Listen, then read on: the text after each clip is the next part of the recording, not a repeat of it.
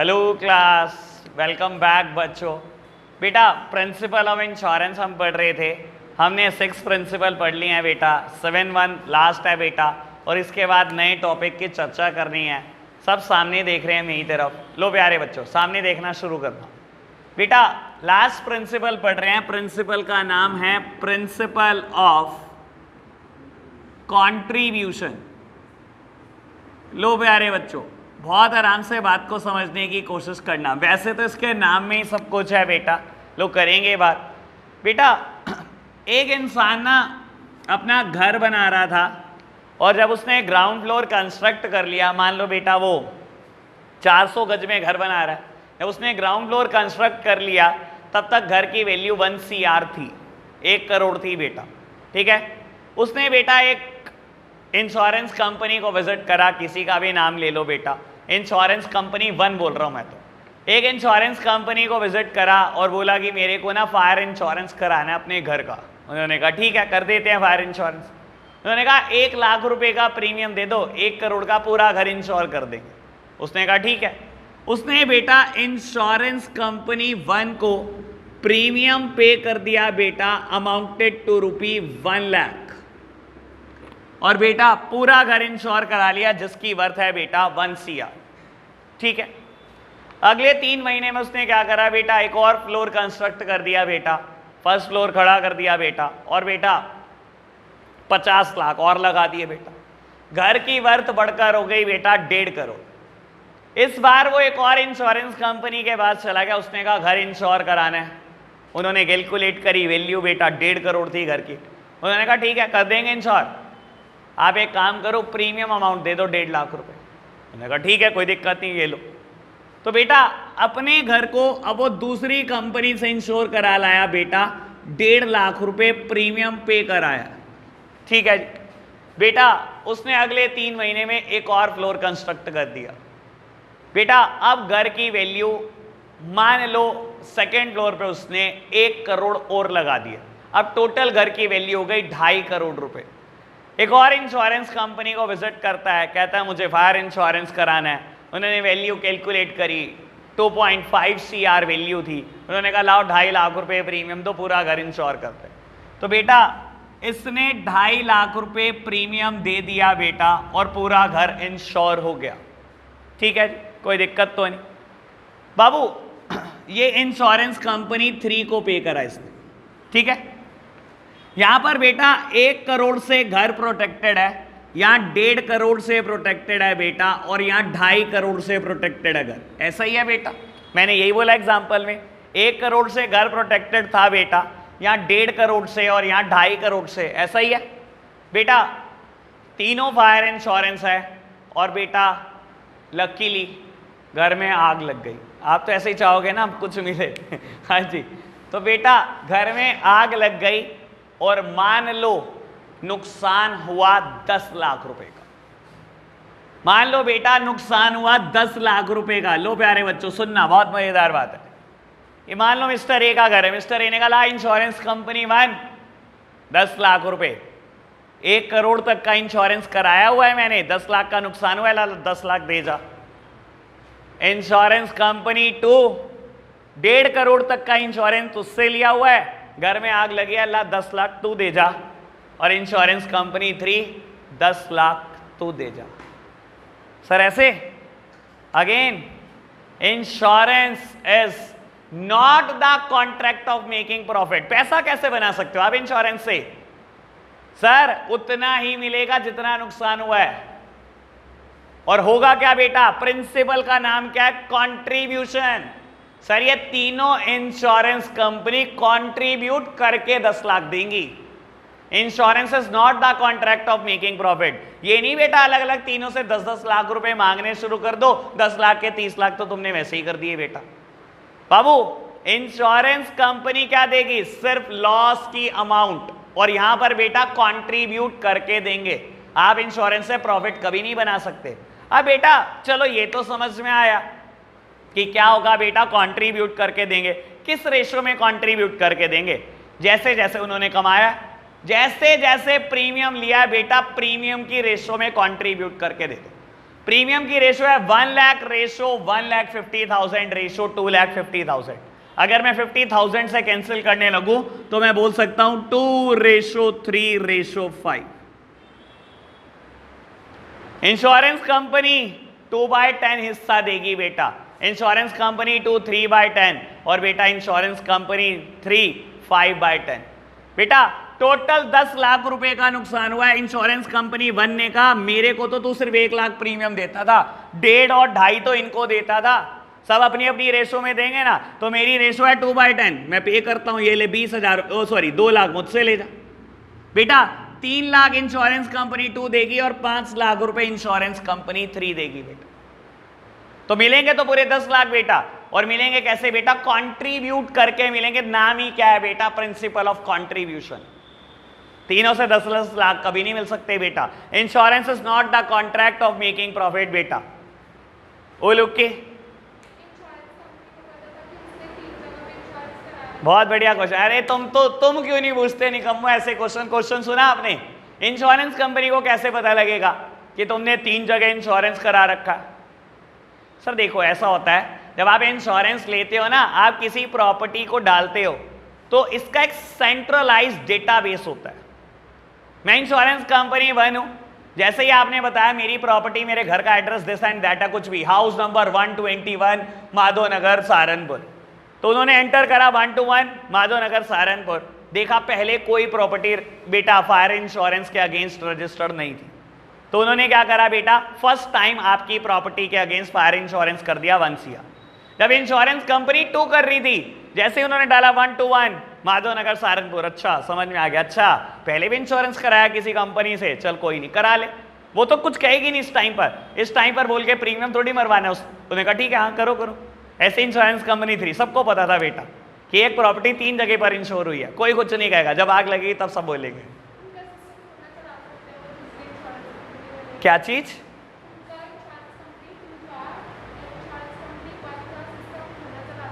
System चलाने की बात नहीं, इसका एक सेंट्रलाइज्ड डेटाबेस होता है। डेटाबेस ऐसा है बेटा जिसका एक्सेस सारी इंश्योरेंस कंपनी को है, वो डेटाबेस ऐसा है, सिस्टम कोई नहीं चला सकता, लेकिन डेटाबेस सेंट्रलाइज्ड है इसका। क्लियर? ओ लोग के? हाँ जी सर। सर देखो, फर्स्ट फ्लोर कंस्ट्रक्ट करने के बाद सिर्फ वैल्यू बढ़ी है।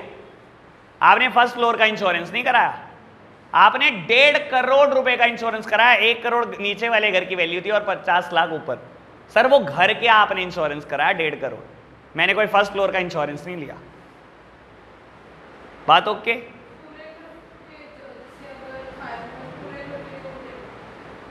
कहीं पर भी आगे वो लोग के बड़े सर आगे पक्का? चलो जी बेटा, अब इंश्योरेंस में ही एक अगला टॉपिक है, अभी बता देता हूं। इंश्योरेंस अगले पूरे वीक चलने वाला है बेटा, अभी बहुत सारे टॉपिक रहते हैं इंश्योरेंस में, ठीक है जी। और बेटा उसके बाद चैप्टर सिर्फ 2 ही दिन चलेगा, जिस दिन इंश्योरेंस खत्म हो जाएगा समझ लेना चैप्टर भी खत्म हो गया बेटा। चलो जी, लो प्यारे बच्चों, सब सामने देखेंगे बेटा। अभी हम 3 तरीके के इंश्योरेंस की चर्चा शुरू करेंगे। हमारे कोर्स में 3 तरीके का इंश्योरेंस है, पता है, मैंने पहले भी बताया, लाइफ इंश्योरेंस, फायर इंश्योरेंस और मरीन इंश्योरेंस। और बेटा मैं आपका दिमाग वैसे ही प्रिपेयर करके लाया हूं। जब मैं प्रिंसिपल ऑफ इंश्योरेंस पढ़ा रहा था, मैं एग्जाम्पल भी इन्हीं तीनों के दे रहा था, ताकि आपके दिमाग में फिट बैठ जाए कि हमें फ्यूचर में इन्हीं तीनों को पढ़ना है, ठीक है ना बेटा। चलो जी बेटा, बात कर रहा हूं type of life insurance. Type of life insurance, life insurance कितने तरीके के होते तो बेटा बस गिनती नहीं है कितने प्रोडक्ट होते हैं लाइफ इंश्योरेंस में, लेकिन बड़े कॉमन बहुत 5 हैं बेटा, जो आपके कोर्स का भी पार्ट है। मैंने 5 ही पढ़ने हैं, ठीक है जी। पढ़ना शुरू करते हैं बेटा, अभी बुक की जरूरत नहीं है, जब पढ़ेगी तो बता दूंगा, ठीक है जी। रीड करने का मौका पूरा दूंगा, घबराना मत बेटा। सबसे पहले है होल लाइफ इंश्योरेंस पॉलिसी।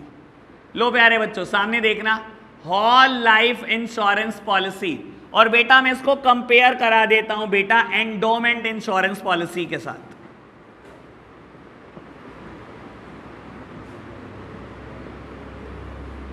बेटा कंपेयर करके समझना आसान होगा, इन दोनों को हम कंपेयर कर रहे हैं बेटा, whole life insurance policy versus endowment insurance policy. क्या डिफरेंस होता है सुनना बेटा, नाम है होल लाइफ इंश्योरेंस पॉलिसी। बेटा जिंदगी तक चलेगी इंश्योरेंस पॉलिसी। बता देता हूं बेटा, वैसे जनरल केस में लाइफ इंश्योरेंस बहुत बड़े टाइम पीरियड के लिए कराता है इंसान, 20 साल, 30 साल, 25 साल, 35 साल, इतने बड़े बड़े आप इंश्योरेंस लेते हो, बहुत लंबे लंबे टाइम पीरियड के इंश्योरेंस लेते हो। बाबू अगर आपने होल लाइफ इंश्योरेंस पॉलिसी कराई है ना, तो बेटा डेथ से पहले अमाउंट मिलेगी ही नहीं, खत्म कहानी, मुद्दा ही नहीं है। नाम ही है होल लाइफ इंश्योरेंस पॉलिसी। जब तक जिंदगी रहेगी तब तक पॉलिसी रहेगी, जैसे इंसान मर जाएगा बेटा वैसे ही इंश्योरेंस की अमाउंट दे दी जाएगी। अब ऊपर जाके तो देने से रहे तो किसको दे देंगे बेटा, जो भी बेटा नॉमिनी होगा उस इंश्योरेंस पॉलिसी का, उसको अमाउंट पे कर दे। बात क्लियर? नाम ही क्या था बेटा, होल लाइफ पॉलिसी। जीते जी कभी नहीं मिलती बेटा ये, और कभी भी उस इंसान को नहीं मिलती बेटा जिसने अपने लिए इंश्योरेंस लिया है, ठीक है ना। मिलेगी किसको, नॉमिनी को ही मिलेगी बेटा, ठीक है ना। और मिलेगी कब बेटा, अपॉन डेथ ही मिलती है ये, उससे पहले मिल नहीं सकती। बात ओके बेटा, इसको कंपेयर करना और यहां से समझ में आएगी बड़े काम की बात। बेटा एंडोमेंट लाइफ इंश्योरेंस पॉलिसी क्या होती है बेटा, ये बहुत काम की बात है। डेथ और maturity whichever is earlier, death और maturity whichever is earlier, इनमें से जो पहले हो जाएगा उस पे पैसे मिल जाएंगे। समझाने के लिए एक बात बोलता हूं बेटा, एक इंसान की एज है आज 30 ईयर्स, एग्जैक्टली वो 30 का हुआ है, आज उसका बर्थडे है। उसने 25 साल के लिए बेटा लाइफ इंश्योरेंस पॉलिसी ले ली फॉर 25 ईयर्स, ठीक है जी। यानी कि बेटा जब तक वो 55 साल का नहीं हो जाता तब तक के लिए उसके पास इंश्योरेंस पॉलिसी है। बेटा उसकी डेथ 50 में हो गई, उसकी डेथ 50 में हो गई। मैंने क्या बोला, इसके पैसे कब मिलेंगे, डेथ और maturity whichever is earlier, दोनों में से जो जल्दी हो। यहां बेटा मैच्योरिटी पहले हुई है, डेथ पहले हो गई, 50 साल में ही मर गया, जबकि मैच्योरिटी तो पॉलिसी की 55 में होनी थी। तो बेटा जैसे ही उसकी डेथ हुई इंश्योरेंस की आपको अमाउंट मिल जाएगी। आप तो रहे नहीं बेटा, तो किसको दे देंगे, आपके नॉमिनी को दे देंगे। दूसरी बात, आज वो 55 साल का कंप्लीट हो गया है बेटा, जिंदा है।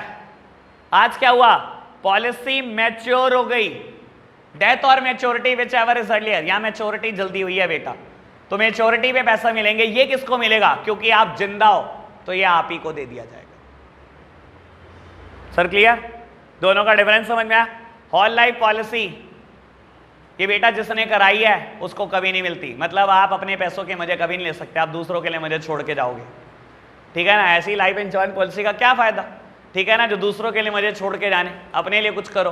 हाँ जी बेटा, अरे मजाक कर रहा हूँ, वो सबका अपना अपना पॉइंट ऑफ व्यू है, हमारा पॉइंट ऑफ व्यू अलग है। हमारी जनरेशन कहती है किसके लिए छोड़ना, अभी खाओ। सर हमारी जनरेशन ही बोलती है ना, हमारे पेरेंट्स कहते हैं जोड़ो जोड़ो जोड़ो। हम बेटा वेस्टर्न कल्चर से इतने इन्फ्लुएंस है। वेस्टर्न कल्चर में एक बात बोली जाती थी किसी टाइम पर, यही हम करते हैं।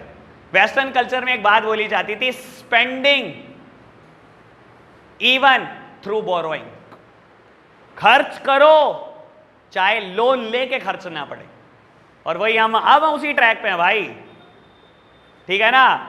गाड़ी खरीदने के पैसे नहीं है, ईएमआई पे खरीद दो लेकिन एप्पल का फोन, अरे रिचार्ज कराने के पैसे नहीं है, क्या एप्पल के फोन के बाद कोई नहीं, ईएमआई पे ले आओ, चाहे रिचार्ज कराने के पैसे ना हो, खर्च हो चाहे लोन लेके खर्च ना पड़े। सर ये वैसे इंडियन की पॉलिसी कभी नहीं होती थी, ठीक है ना।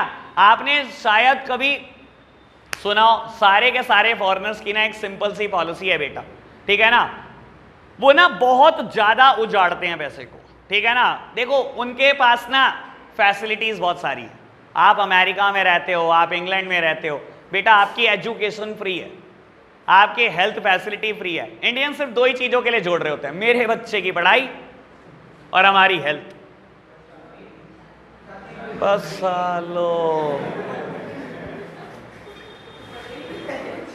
शादियों की अभी पड़ेगी तुम्हारे को, पहले शादी कराओ तुम्हारी, मंत्र मैं ही पढ़ूंगा। हाँ निकम्मे, 11वीं पास नहीं होने को तैयार। मैं बहुत अच्छे मंत्र पढ़ता हूँ, तुझे नहीं पता। ओम मंगलम भगवान विष्णु होगी शादी तेरी, चल सुन अब मेरी बात। तो बेटा अमेरिकन के साथ ना बड़ी सोच क्लियर है उनकी, ठीक है ना। फॉरेनर की सोच बहुत क्लियर है, उनको ये होता है कि यार एजुकेशन हमारी गवर्नमेंट हमें फ्री दे रही है, हेल्थ फैसिलिटी हमारी गवर्नमेंट हमें फ्री दे रही है, हमें किसके लिए जोड़ना। उनकी सोच ये है बेटा, हम 6 महीने कमाएंगे और 6 महीने उजाड़ेंगे, ठीक है ना। वो 6 महीने कमाते हैं, 6 महीने का वीजा लगवा के इंडिया आ जाते हैं। सर उनका तो डॉलर बहुत महंगा इंडिया में, 76 रुपए का डॉलर है, ठीक है ना। उन्होंने कमाया, 6 महीने ठीक ठाक जोड़ा, आ गए इंडिया में उजाड़। 6 महीने का वीजा लगा हुआ है, टूरिस्ट वीजा, चलो जी बैठेंगे इंडिया, ठीक है ना। 3 महीने ऋषिकेश, 3 महीने गोवा, ठंडी ठंडी जगह बैठे रहेंगे, वही बियर की बोतल हाथ में लेटे रहेंगे भाई साहब बीच पे। सर वो यही करते हैं, ठीक है ना। उन्होंने अपनी जिंदगी पूरी एंजॉय करनी है बचे हुए 6 महीने में, ठीक है ना। या कईयों की सोच पता है क्या है, उनके वहां पर ना बेटा जो वर्किंग डे होते हैं वो बेटा एक वीक में 5 होते हैं, वीकेंड ऑफ है, तो वो 5 दिन में जो कमाते हैं वो अगले 2 दिन में उजाड़ देते हैं। हर एक की अलग सोच है, 6 महीने कमा लो 6 महीने उजाड़ लो, या 5 दिन कमा लो 2 दिन उजाड़ लो, खाली हो जाते हैं भाई साहब। और मोस्ट ऑफ द फॉरेनर्स को आप देख लेना न्यू ईयर पे खाली हो जाते हैं, जितना पूरे साल में कमाते हैं सब न्यू ईयर की पार्टीज, 10-10 दिन 20-20 दिन न्यू ईयर की पार्टी चलती है, सब खाली कर देते हैं। हाँ वही क्रिसमस वीक और न्यू ईयर कुछ नहीं छोड़ते भाई साहब, 1 रुपया नहीं छोड़ते अपने पर, ठीक है ना। आपने सुना भी होगा जब कोविड की फर्स्ट वेव आई थी बेटा फरवरी मार्च के आसपास, तो आपने सुना भी होगा कि बेटा अमेरिका में लोगों के पास खाने के भी पैसे नहीं है। वो इसलिए नहीं थे बेटा, क्रिसमस से लेकर न्यू ईयर तक सब खाली किया हुआ था आपने। इंडियंस की आदत होती है थोड़ा थोड़ा जोड़ते जाओ, थोड़ा थोड़ा जोड़ते जाओ, तो कहीं ना कहीं बेटा इंडियंस फिर भी झेल गए थे फर्स्ट वेव। अमेरिका में वो भी नहीं झेला जा रहा था लोगों से। चलो खैर सेपरेट मुद्दा, वैसे इसके ऊपर मेरे पास बोलने के लिए बहुत कुछ है। चलो जी, हाँ जी।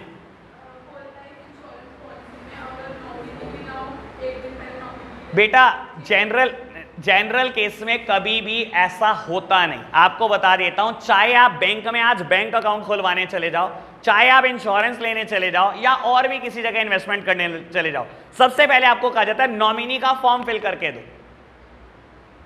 आपने बोला नॉमिनी की 1 दिन पहले डेथ हो गई, आपसे बोला जाएगा आप नॉमिनी का नाम चेंज करा के दो।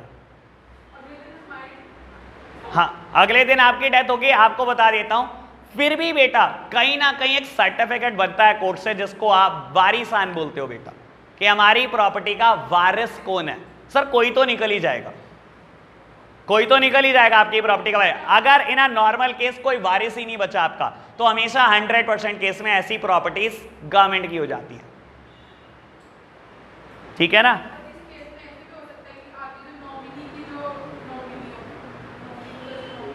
ऐसे कैसे होता है? नॉमिनी का मतलब क्या होता है?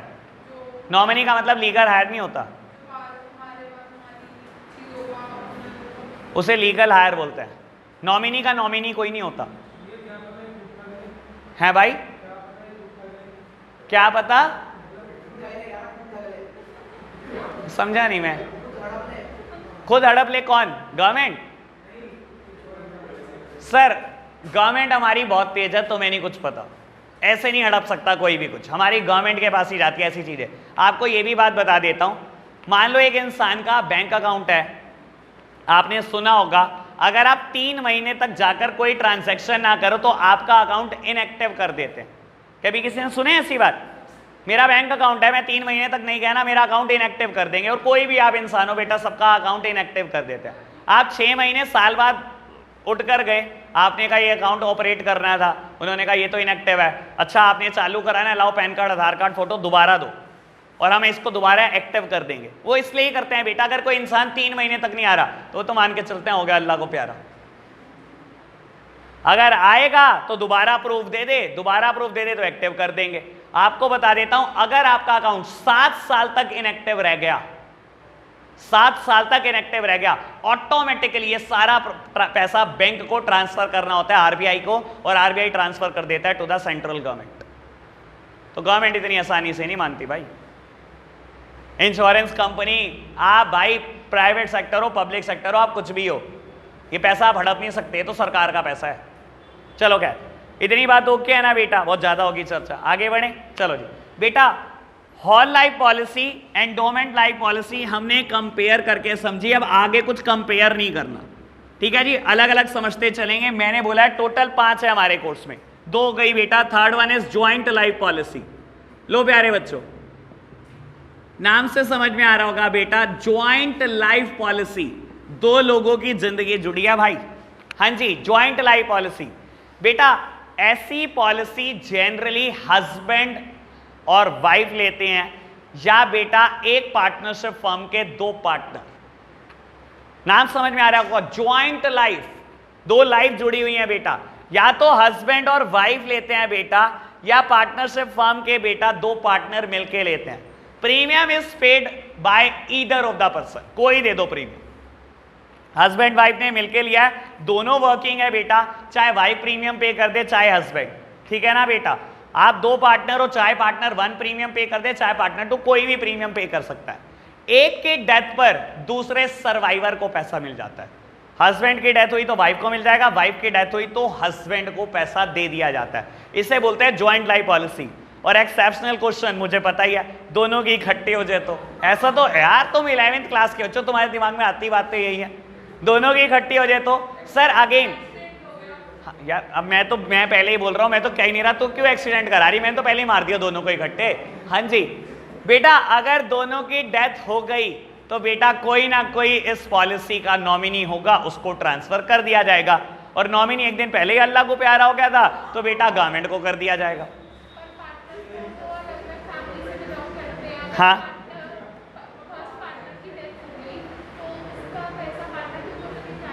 अगर नहीं, ऐसा ही होगा अगर पार्टनर, क्योंकि क्या होता है ये प्रीमियम पार्टनरशिप फर्म से पे किया जाता है, इसका मतलब आधा आधा आपकी कमाई से पे हुआ, एक की डेथ हुई तो दूसरे पार्टनर को मिलेगा, दूसरे की डेथ हुई तो पहले को मिलेगा। ओल ओके, ओल ओके, एक्सेप्शनल क्वेश्चन हो गए। चलो हाँ, जनरल की तो बात ही नहीं करनी हमने। चलो जी, लो प्यारे बच्चों, 4th वन बात करते हैं एन्यूटी पॉलिसी की। एन्यूटी पॉलिसी की बात करते हैं। लो प्यारे बच्चों समझना बेटा, हर इंसान को पता है कि वो पूरी जिंदगी मेहनत नहीं कर सकता, पूरी जिंदगी कमा नहीं सकता, ठीक है ना। मैंने बहुत सारी दुनिया को ये पॉलिसी लेते हुए देखा है, एन्यूटी पॉलिसी। बेटा एन्यूटी पॉलिसी होती क्या है, आपको लगता है आप एक सर्टेन एज तक काम करने लायक हो, जैसे हर इंसान को पता होता है मैं कितना काम कर सकता हूँ, मुझे लगता है यार मैं 40, बस शायद 40 के बाद मेरा कोई अस्तित्व नहीं होगा, ठीक है ना, क्योंकि बेटा कोई ना कोई यंगस्टर आएगा जो मेरे से अच्छी नॉलेज रखता होगा, मुझे पीछे कर देगा, ठीक है ना। होता है, जनरली होता है भाई, ठीक है ना। तो बाबू आप क्या करते हो, एन्यूटी पॉलिसी लेते हो, ठीक है। एन्यूटी पॉलिसी में आप क्या करते हो, या तो बेटा एक लमसम अमाउंट इंश्योरेंस कंपनी को पे कर देते हो, या कोई अमाउंट आप मंथली तय कर देते हो कि मैं तेरे को मंथली इतना पे करता रहूंगा, या क्वार्टरली पे करता रहूंगा, या हाफ ईयरली पे करता रहूंगा, या एनुअली पे करता रहूंगा।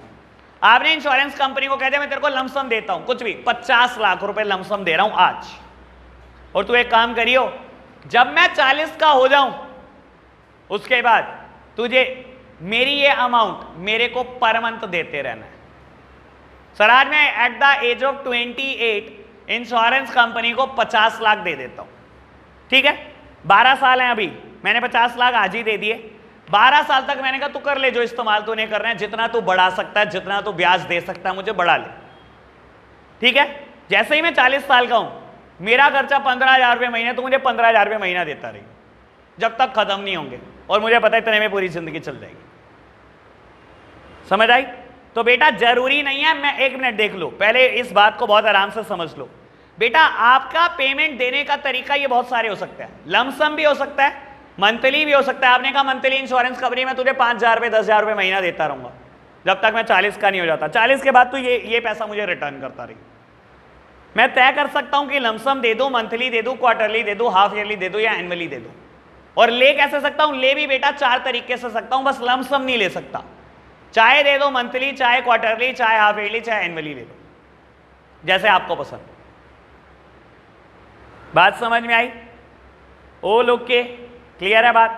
पेमेंट देने के तरीके 5, लेने के तरीके 4।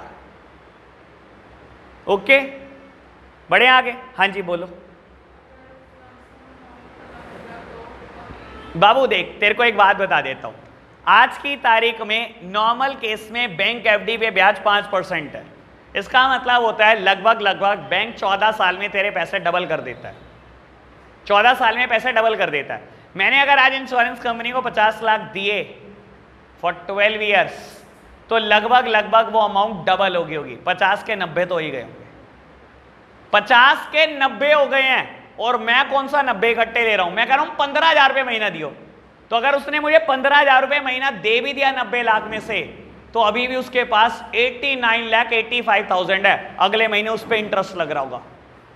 फिर मैं 15 निकाल लूंगा, मेरे बचे हुए अमाउंट पे भी तो इंटरेस्ट लगता जा रहा है। मैं तो नहीं मानता जिंदगी भर खत्म हो जाए अगर आप 15,000 रुपये महीना निकालते रहो। मुझे भी खत्म करके दिखाओ ऐसे पैसे। कब मर जाए? अगर वो पैसे लेने से पहले मर जाए तो अगेन बेटा नॉमिनी होगा, उसको मिलता रहेगा। तो ये तो मुद्दा ही नहीं है। हर केस में नॉमिनी होगा, हर इंश्योरेंस पॉलिसी का कोई ना कोई नॉमिनी होता है। अगर ज्यादा 50,000 रुपये महीना निकालवा दो, जब खत्म हो जाएंगे बेटा तब खत्म हो जाएंगे। 1 करोड़ रुपए महीना निकालते रहें। औकात के बाहर कोई बात नहीं करनी बेटा, सब औकात के अंदर अंदर करो, ठीक है ना। रात को नींद नहीं आएगी, करोड़ों में बातें करोगे तो फिर पूछना ना सुबह आके रीजन नींद नहीं आ रही थी। हाँ जी, क्या पागलों वाली बात यार, जितने डलवाए उतने ही मिलेंगे भाई, क्यों कपड़ों से बाहर निकल रहे हो भाई। चलो जी, वैसे भी इंश्योरेंस कंपनी भाई अपने घर से कुछ नहीं देगी, आप ही का लूट लूट के आपको ही दिया जाता है। चलो जी बढ़े आगे, ओके बात। चलो जी बेटा, हमने 4 हेडिंग की चर्चा कर ली है। Last one, children endowment policy. लो प्यारे बच्चों, चिल्ड्रन एंडोमेंट पॉलिसी।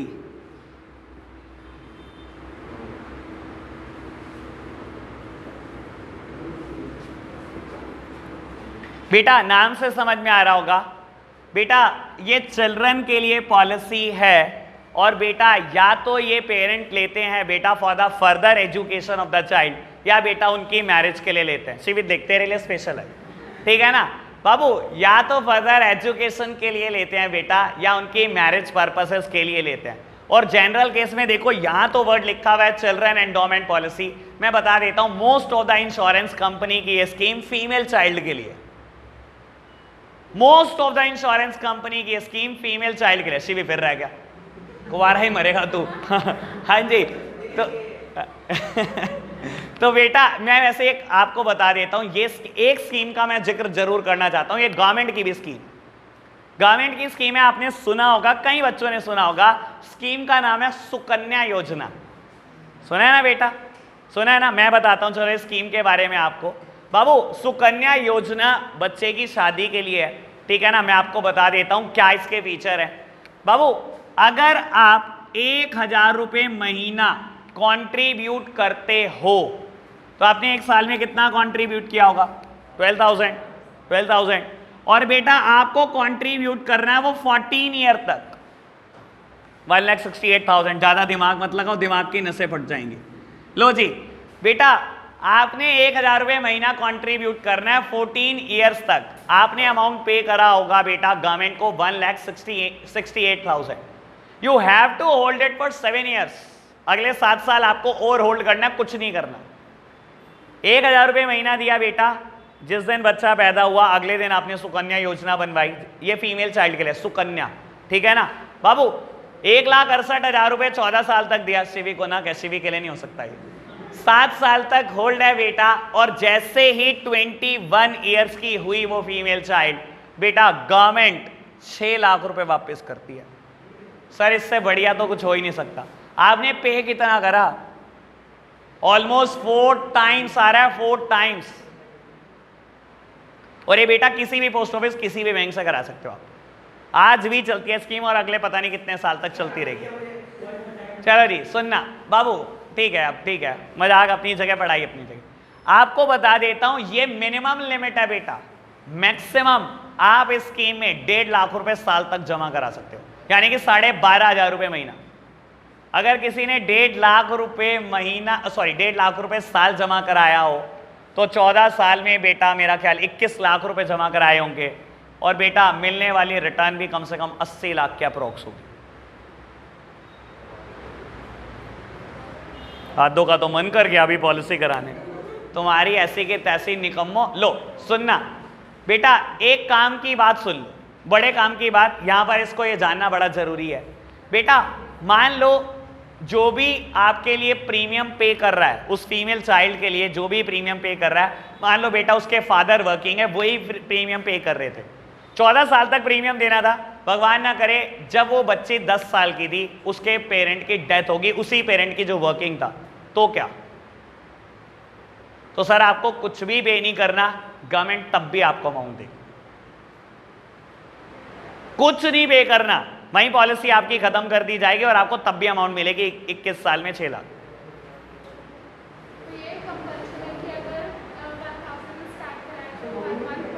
हर मंथ 1000 देने हैं। जिस महीने आप छोड़ोगे, कई बार ऐसा होता है इंसान नहीं जा पाता किसी भी मजबूरी की वजह से, 2 महीने 3 महीने 4 महीने आप नहीं गए।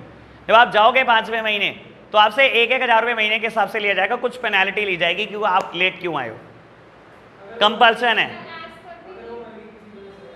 अगर बेटी मर गई किसी वजह से तो बेटा पेरेंट्स को अमाउंट उसी टाइम रिफंड कर दी जाएगी। अब तो शादी की कोई अपॉर्चुनिटी बची नहीं।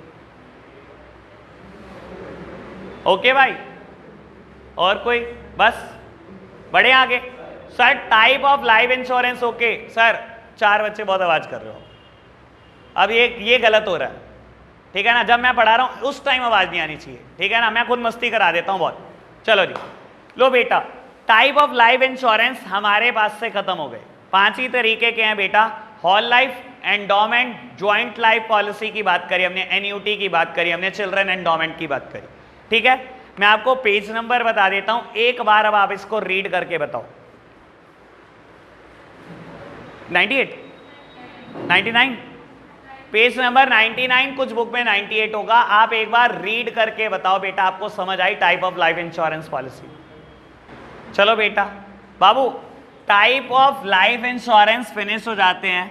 बेटा फायर इंश्योरेंस का कोई टाइप नहीं है, बस बेटा मरीन इंश्योरेंस के कुछ टाइप हैं, इसका डिस्कशन करना है। लो प्यारे बच्चों सुनना, type of marine insurance policy. लो बेटा, ये 3 तरीके से हो सकता है बेटा, मरीन में इंश्योरेंस 3 तरीके से हो सकता है। फर्स्ट वन इज शिप और hull insurance, second one is cargo, and third one is freight. लो बेटा अभी समझाता हूं बेटा, लो सामने देखना मेरी तरफ। बेटा मरीन इंश्योरेंस पॉलिसी 3 तरीके की हो सकती है। वैसे तो बता देता हूं यार, मेरे को ना इस वर्ड से बड़ी नफरत है, ठीक है ना, क्योंकि मैं बात कर रहा हूं बिजनेस की। बिजनेस में शिप का कोई लेना देना नहीं होता, ठीक है ना। आपके हिसाब से ओके है, एनसीईआरटी के भी हिसाब से ओके, पर मेरे हिसाब से बहुत गलत है, ठीक है ना। Little knowledge is a very dangerous thing. किताब लिखवाने बैठ जाते हैं, ठीक है ना बेटा। बाबू शिप नहीं होता, वेसल होता है। अभी आपको फर्क बता देता हूं बेटा। अगर आप मरीन रूट में ट्रैवल कर रहे हो, ह्यूमन बीइंग ट्रैवल कर रहा है, तो बेटा वो शिप से ट्रैवल करता है। लेकिन अगर गुड्स जा रहे हैं तो उसको शिप नहीं बोला जाता, उसको बोला जाता है वेसल, ठीक है ना। Correct word is vessel. और ऐसे ही बेटा गुड्स एरोप्लेन से नहीं जाते, एयरक्राफ्ट से जाते हैं। आपकी किताब का क्या है बेटा, वो तो लिख देगी एरोप्लेन से गुड्स जा रहे हैं, आप भी कह दोगे एरोप्लेन से जा रहे हैं। एयरक्राफ्ट से जाते हैं गुड्स, इंसान ट्रैवल करता है एरोप्लेन से, ठीक है बेटा। चलो खैर, अब मैं क्या कर सकता हूँ यार, ये तो शिप और हल ही लिखेंगे और आपके टीचर भी यही पढ़ाएंगे। ना ना ना, बस आपके टीचर तो कहते हैं कहाँ लिखा बताओ, उन्होंने थोड़ी करी ऐसी है, हमने करी ऐसी है तो है बाबू। सही तो चीज यही है, लेकिन क्या करूं, मजबूरी है, ठीक है ना। ऑल्दो मेरे को तो इस पूरी बुक में यूज नहीं करना चाहिए, मैं बिजनेस की बात कर रहा हूं, मैं आपकी कोई पर्सनल लाइफ की बात नहीं कर रहा कि आप ट्रैवल करोगे, बिजनेस की बात कर रहा हूं। ऑब्वियसली गुड्स ट्रैवल करेंगे बेटा, ठीक है ना। चलो खैर छोड़ो, मैं तो अब मेरी मजबूरी, आप सुन लो, गलती सुन लो, शिप और हली बोलते रहेंगे हम, हमारा क्या जाता है। लो सुनना बेटा, सब सामने देख रहे हैं मेरी तरफ, और बड़े काम की बात बोलने जा रहा हूं। एक ही एग्जाम्पल दूंगा, एक एग्जाम्पल में सब कुछ क्लियर हो जाएगा, ठीक है जी। यूएसए से बेटा गुड्स आ रहे हैं इंडिया थ्रू मरीन रूट, ठीक है ना, मरीन रूट से आएंगे बेटा। बाबू अब एक बात सुनना, मरीन में ना लाखों तरीके के रिस्क है, और आपको बता देता हूं बेटा मरीन इंश्योरेंस कंपलसरी होता है। अगर गुड्स आपने इंपोर्ट करने हैं चाहे एक्सपोर्ट करने हैं बेटा, दोनों देश की गवर्नमेंट होने नहीं देती जब तक आपने इंश्योरेंस नहीं कराया। पहली बात ये। दूसरी बात, आप खुद भी बेटा रिस्क नहीं लोगे, क्योंकि आप सोच भी नहीं सकते भाई कि अगर ये वेसल गया ना तो कितने लाख कितने करोड़ जाएंगे। क्योंकि बेटा आप ये समझ के चलो, एक वेसल की कैपेसिटी 100-100, 200-200, 500-500, 1-1 हजार कंटेनर होती है। कंटेनर देखा किसी ने अपनी रियल लाइफ में? आपको बता देता हूं बेटा, इस पूरे रूम में सिर्फ 2 ही कंटेनर आ सकते हैं, एक इस हिस्से में और एक हिस्से में। सोच के देखो कितना बड़ा कंटेनर होता है। और अगर आप ये सोच कर देख लो बेटा, एक कंटेनर मोबाइल एसेसरी से भरा हुआ है, कितनी सी होती है मोबाइल एसेसरी, इतने इतने एयरपोर्ट्स हैं बेटा, कहीं कहीं 1000 के, और गलती से वेसल गया तो सर बस आप भी छलांग मार ही देना बिना सोचे समझे, ठीक है ना। हाँ जी बेटा, गलती से वेसल गया तो छलांग ही मारनी पड़ेगी, कोई ऑप्शन नहीं है इसके बाद। तो बेटा कोई ऐसा रिस्क नहीं लेता। और ऐसे एक वेसल पे 1000 कंटेनर आते हैं, 1000 कंटेनर, इतने बड़े बड़े वेसल हैं बेटा इंडिया में भी। तो आप सुनना बेटा, एक वेसल चलने वाला है यूएसए से इंडिया की तरफ। आप सोच सकते हो वेसल की कीमत कितनी होती होगी, वेसल की कीमत का अंदाजा लगाओ कितनी होती होगी जो 1000 कंटेनर को झेल पाए। सर कई 1000 करोड़, 10,000 करोड़ का वेसल, 15,000 करोड़ का वेसल, 5,000 करोड़ का वेसल। सर शिपिंग लाइन ये रिस्क लेगी कि वेसल का इंश्योरेंस ना कराए। 5,000 करोड़ का वेसल है, वो रिस्क लेगी कि नहीं मैं वेसल का इंश्योरेंस नहीं कराती। सर कोई शिपिंग लाइन ये रिस्क नहीं लेती। कोई भी शिपिंग कंपनी होती है सबसे पहले अपने वेसल के लिए, अपने शिप के लिए इंश्योरेंस लेती है। और बेटा वो एक चीज का इंश्योरेंस नहीं लेती, शिपिंग लाइन 2 चीजों का इंश्योरेंस लेती है साइमल्टेनियसली। अपने वेसल का तो लेगी बेटा, साथ ही साथ अपनी फ्रेट का भी लेगी। फ्रेट मतलब किराया भाड़ा। सर यूएसए से वेसल चलता है इंडिया की तरफ और ये सी जर्नी 15 दिन की है। 15 दिन में बेटा यूएसए से गुड्स पहुंचेंगे इंडिया, ठीक है ना बाबू। एक कंटेनर की फ्रेट है 5 लाख रुपए, 1000 कंटेनर आ रहे हैं, 5 लाख मल्टीप्लाइड बाय 1000, 50 करोड़ रुपए फ्रेट है, किराया वेसल का किराया। सर अगर ये मैं बोलता हूं 14वें दिन डूब जाए तो एक तो वेसल गया और कोई किराया क्यों देगा, क्योंकि बेटा goods does not reaches to the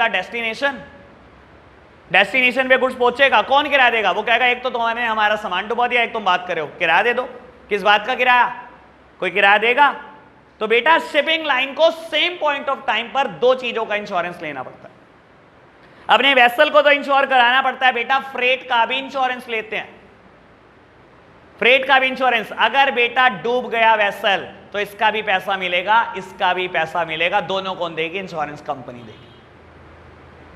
फिर कार्गो क्या भला है बेटा वो जो कंटेनर में गुड्स आ रहा है ना, जब भी वेसल पे कोई गुड्स आता है उसको हम प्यार से कार्गो बोलते हैं, गुड्स को ही कार्गो बोला जाता है। All clear? कार्गो का इंश्योरेंस कौन लेगा? Shipping line. कौन लेगा? Respective honours. जिसका सामान है बेटा अपने अपने सामान का ले लो इंश्योरेंस। तो बेटा ये तो इंश्योरेंस लेंगे रिस्पेक्टिव ऑनर्स, जो भी ऑनर होगा बेटा जिस भी कंटेनर का। और बेटा ये इंश्योरेंस कौन लेगा बेटा? ये दोनों इंश्योरेंस शिपिंग लाइन लेगी, शिपिंग कंपनी लेगी। कोई दिक्कत तो नहीं? एक एक्स्ट्रा बात हो जाए यहाँ पर, अब पढ़ाते कुछ याद आ गया यार, लो सुन लो, मजा आ जाएगा बेटा सुन के। बाबू एक बार ना यूएसए को कोई गुड्स ऑर्डर करना था और यूएसए के पास 2 ही अपॉर्चुनिटी थी बेटा, 2 ही देश ऐसे थे बेटा जो उस प्रोडक्ट को बनाते थे, एक इंडिया और एक चाइना। तो उन्होंने बोला इंडिया अगर हम आपको ऑर्डर प्लेस करें आप कितने दिन में दे दोगे? उन्होंने बोला ठीक है हम आपको 30 दिन में डिलीवर कर देंगे। 15 दिन की तो सी जर्नी है और 15 दिन हमें प्रोडक्शन में चाहिए क्योंकि आप बहुत ह्यूज क्वांटिटी मांग रहे हो। उसने कहा ठीक है हम चाइना से भी कंफर्म कर लेते हैं। उन्होंने चाइना से पूछा कि कितने दिन में दे दोगे? चाइना ने कहा 15 दिन में। क्या बात कर रहे हो, इंडिया और चाइना तो बराबर में है, आपसे भी तो 15 दिन का ही डिस्टेंस है। कह रहे आपको क्या मतलब, आप हमें ऑर्डर प्लेस करो, हम 15 दिन में देके दिखाएंगे आपको, हम आपको 15 दिन में गुड्स प्रोडक्ट डिलीवर करेंगे। उन्होंने इंडिया को रिकनेक्ट करा कि वो तो कह रहे हैं 15 दिन में दे देंगे, आप 30 दिन मांग रहे हो। कह रहे पॉसिबल ही नहीं है। इंडिया ने कहा पॉसिबल ही नहीं है, कैसे दे देंगे, 15 दिन की तो सी जर्नी है। और चाइना बार बार कह रहा है आप हमें ऑर्डर तो प्लेस करो, हम दे के दिखाएंगे आपको, कॉन्ट्रैक्ट कर लो, हम डबल अमाउंट वापस करेंगे अगर हम 15 दिन में ना दे पाए। तो उन्होंने कॉन्ट्रैक्ट साइन करा और चाइना को ऑर्डर प्लेस कर दिया। सर वो दिमाग ना बड़े खतरनाक है। उन्होंने क्या करा, वेसल में फैक्ट्री लगा दी और सारे 3 टाइम के मजदूर बिठा दिए, तीनों की शिफ्ट 8-8 घंटे की। वेसल चलता रहा बेटा, फैक्ट्री में प्रोडक्शन होता रहा। जब आप 15वें दिन वहां पहुंचे पैकिंग समेत गुड्स तैयार पड़े थे। This is China for you. ऐसा मास्टरमाइंड बनना है बेटा अगर उनको पीछे कर रहा हूं, ठीक है ना जी। चलो क्या टाइप ऑफ शिप, ये तो क्लियर हुए ना बेटा। Type of marine insurance, ship और हल की बात करी हमने कार्गो की बात करी, हमने फ्रेट की बात करी। बेटा एक बार रीड करना, पेज नंबर क्या है ये? 103 102। बेटा कुछ बुक में 101 पे हो सकता है, कुछ बुक में 102। एक बार आप रीड करके बताओ बेटा। अभी ना कुछ बड़े छोटे छोटे से टॉपिक है वो निपटाने हैं मुझे इंश्योरेंस में। आप पेज नंबर 98 पर आना। पेज नंबर 98 पर आओगे तो आपको ना दिखाई दे रहा होगा बेटा 4 पॉइंट लिखे हैं रोमन, 1 2 3 4 लिखे हैं ना बेटा। और अगर मैं पढ़ूं बेटा फर्स्ट पॉइंट शुरू होने से पहले वाली line, the main element of life insurance contract are, ऐसे ही लिखा है ना बेटा। फर्स्ट पॉइंट काट देना बेटा, अभी आपके लेवल की बात नहीं है। सेकेंड पॉइंट में पढ़ लो क्या लिखा है बेटा, सिर्फ सेकेंड लाइन में लिखो, देखो क्या लिखा हुआ है। लाइफ इंश्योरेंस पे एटमोस्ट गुड फेथ लगता है। सर मैंने पढ़ाया हुआ है, लाइफ इंश्योरेंस पे एटमोस्ट गुड फेथ लगता है ना बेटा। In a good faith insurer insured आपस में कोई बात नहीं छुपाएंगे। पेज नंबर 97 पे होगा आपकी बुक में, एक नंबर पीछे ही चल रहे हो आप।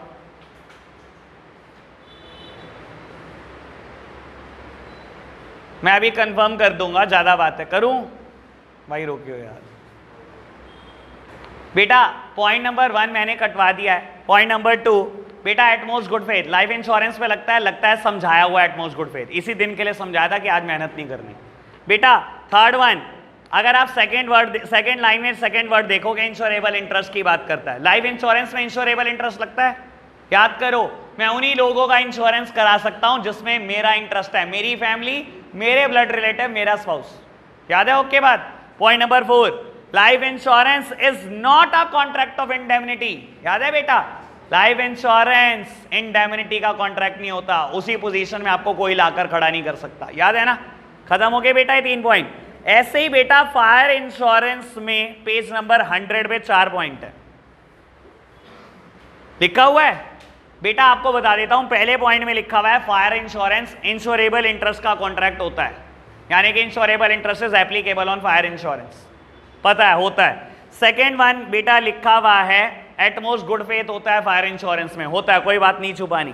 थर्ड वन बेटा स्ट्रिक्ट इंडेमनिटी का कॉन्ट्रैक्ट है। इंडेमनिटी मतलब अगेन इंश्योरेंस का पर्पस आपको उसी पोजीशन में लाके खड़ा कर देना है जिसमें आप लॉस से पहले थे। और फोर्थ वन कहता है अप्रॉक्सीमेट कोज भी लगता है इसके ऊपर, ये सब पढ़ाया हुआ है मैंने। और आपको बताता हूं यही चारों नाम मरीन में भी हैं। देखो बेटा कहां पर है मैं बता देता हूं। मरीन में जहां मैंने फ्रेट इंश्योरेंस खत्म करा अभी, उसके नीचे ही दिए हुए हैं पॉइंट नंबर 1 2 3 4, यही चारों दिए हुए बेटा जो मैंने फायर में बोले। ऑल ओके, स्पीड पे चलो जी। अब मैं पेज नंबर 101 पर हूं बेटा। Difference between life insurance, fire insurance और मरीन इंश्योरेंस, बड़ा काम का मुद्दा। और आपको बता देता हूं बेटा इस पे लेक्चर लगाने हैं 2, एक पेज का टॉपिक है। आपको बता देता हूं नो बेसिस ऑफ डिफरेंस पे डिफरेंस दिया गया है, हमें कोई 6 बेसिस पे याद करना है, कोई 6 बेसिस पे। और बेटा ह्यूमन टेंडेंसी ऐसी है कि मैं 6th वाला बेसिस जरूर लूंगा। नहीं लूंगा क्या? ये तो पहले लूंगा, बाकी सब तो बाद में गए, ठीक है ना बेटा। ह्यूमन टेंडेंसी है, ठीक है ना। कौन लेना चाहता है बताओ 5th बेसिस? बस गायब हम, चलो छोड़ो बेटा। पेज नंबर 101 हम डिफरेंस पढ़ रहे हैं life insurance, fire insurance, marine insurance. काम की बात बेटा, जो पहली बार मेरे सामने डिफरेंस पढ़ रहे हैं उनके लिए एक बात बोल देता हूं बेटा। क्लास 11th 9th और 10th से इस सेंस में डिफरेंट है बेटा कि आप कभी भी कोई डिफरेंस लिखेंगे विदाउट बेसिस ऑफ डिफरेंस नहीं लिखेंगे। अगर आपने बेसिस ऑफ डिफरेंस इग्नोर कर दिए, सिर्फ डिफरेंस चिपका दिया, तो 0 के लिए तैयार है ना। फिर मत पूछना कि गलती क्या की थी, कोई टीचर नंबर नहीं देगा, कोई भी टीचर। तो बेसिस ऑफ डिफरेंस जरूर लिखना है। और बेटा मैक्सिमम हमारे कोर्स में 6 नंबर का क्वेश्चन आ सकता है। हमारा पेपर पैटर्न कहता है 1 मार्क के question, 3 mark question, 4 mark question, 5 mark question, 6 mark question. 3 4 5 6 के आ सकते हैं क्वेश्चन। अगर ये 3 नंबर में डिफरेंस आया तो 3 बेसिस पे डिफरेंस, 4 में आया तो 4, 5 में आया 5, तो 6 में आया तो 6, तो मैक्सिमम 6, ठीक है जी। 7 8 9 का कोई स्कोप नहीं है बेटा, देख लेंगे जो हमें 3 मुश्किल लगेंगे वो उड़ा देंगे, ठीक है जी, चलो स्टार्ट करते हैं बेटा पहले बेसिस ऑफ डिफरेंस से। फर्स्ट और सिक्स्थ तो आज जरूर पढ़ के जाएंगे बेटा, बाकी मैं देख लूंगा, बाकी 4 2 लेक्चर में कराने हैं। चलो जी, लो प्यारे बच्चों, सब्जेक्ट मैटर, पहला बेसिस ऑफ डिफरेंस है बेटा सब्जेक्ट मैटर। लाइफ इंश्योरेंस में लिखा है the subject matter of insurance is human life. कोई दिक्कत तो नहीं बेटा, लाइफ इंश्योरेंस में सब्जेक्ट मैटर क्या होता है? Human life. मरीन में क्या, सॉरी फायर में क्या होता है बेटा? फिजिकल एसेट, कोई भी प्रॉपर्टी, कोई भी घर, कोई भी दुकान, घूम फिर के सबके लिए वर्ड यूज कर सकता हूं एसेट, ठीक है ना। और मरीन में ये लिखा है भाई बेटा शिप और हल, कार्गो और फ्रेट, यही 3 मैटर हो सकते हैं सब्जेक्ट मैटर, और तो कुछ नहीं हो सकता। ओ लोग के बड़े आगे, सिक्स्थ बेसिस लॉस मेजरमेंट। बेटा मैं बोलता हूं आपका 1 करोड़, मैं पहले फायर इंश्योरेंस की बात कर रहा हूं, आपका 1 करोड़ का घर है, 10 करोड़ का घर है, 100 करोड़ का घर है, एंटीलिया ही क्यों ना है, आग लगेगी तो बेटा वैल्यू तो निकल सकती है। ऐसी कोई एसेट नहीं है दुनिया में जिसकी वैल्यू नहीं निकाली जा सकती बेटा। तो बेटा अगर मैं बात करूं फायर इंश्योरेंस के केस में लॉस मेजर किया जा सकता है, जितना मर्जी ह्यूज क्यों ना हो बेटा, लेकिन लॉस मेजर किया जा सकता है। सेम बात मैं मरीन में कर सकता हूं, सर पूरा वेसल डूब गया होगा, लॉस तो मेजर किया जा सकता है, लेकिन human life loss is immeasurable, जिसका गया वही बता सकता है कितने का गया है, ठीक है ना भाई। लॉस मेजर नहीं किया जा सकता, ह्यूमन लाइफ अनमोल है बेटा, कोई कीमत नहीं उसकी। ओके बात, फर्स्ट वन और सिक्स्थ वन बेसिस क्लियर बस बेटा। बाकी तो अभी जो अगला बेसिस मुझे कराना उसमें 1 दिन पूरा लगेगा एक बात बताने में, ठीक है जी। अभी फिर मैं आपको बता देता हूं बेटा, मेरे को शौक नहीं है बुक से एक वर्ड रीड कर दूं और बेटा चिपकाया बता दूं, आपको पता ही है मेरा, मैं तो जब शुरू होता हूं पूरा गंगा की गहराइयों में डूब के आएंगे भाई। चलो जी, तो बेटा आज के लिए इतना ही रखते हैं, बाय बाय।